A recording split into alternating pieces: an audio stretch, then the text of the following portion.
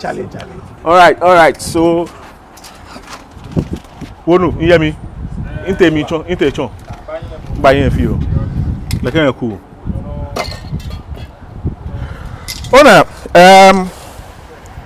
no koni hani man feel for. Make a finish and this one and beg you. My money. That's why I be boy. The bike is going on. If you want home. They will take dash me. Hey. I beg you get matter with me. The bike, everybody the one love the bike. Everybody love their bike. Oh, bike no. Ona, kabile. Come on, no bile. If you painting again. Chema de come. Okay. Miss more Better. Okay, mini. You mama. Inke, come on. If you painting again, ma do painting. Bona. Ah no, Gano we overdo. Mimi ngajibo. Me no ta o chon. Me no ta o. Inke. Inke no painting. No painting.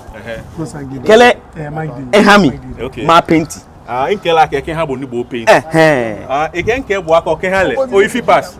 Again inke bo no ke hale ni le paint. Le paint. O be like a paint. Me no painting. Bona. O no paint. I will fit do am. I dey do But painting. what you talk say you dey drink paint. You dey drink painting. Ah, come on. You no fear onuga. Me wega na ken bonu. Me wega.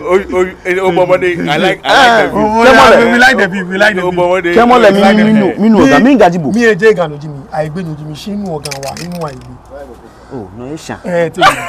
No esha. Nenu ogan wa. Me know. You hear what he talk? You say what? He say he be ewe but you know they hear ewe, but they hear they speak they hear gun pass. No care mean kele. Osha. Come on, no. You from water region. You be a great man. You no go feel speak your own language. If they can't speak somebody language. They don't call me for that. Me nin tawbo. Oyoga coming.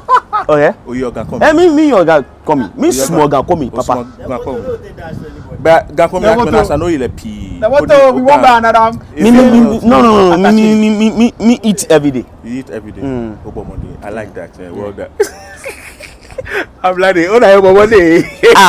Nimbo modi. Kemole. Kemo amenoko. Namo. Sani. Many poor kemo. Okay. Sani okegan yo. Anye. No you ga come. Na chon buga. No, I try boten. Me. I try me kulola. And why they look my face? The person. Eke atwambo. Atwanle. Kulola. Atwa me ayite. Me I try me kulola kondi. Lele na kan. Kulola kondi. Alo mi male. Kemole we mo na kan. Bo no we mo na kan. Lele. We mo na lele. I gbe me.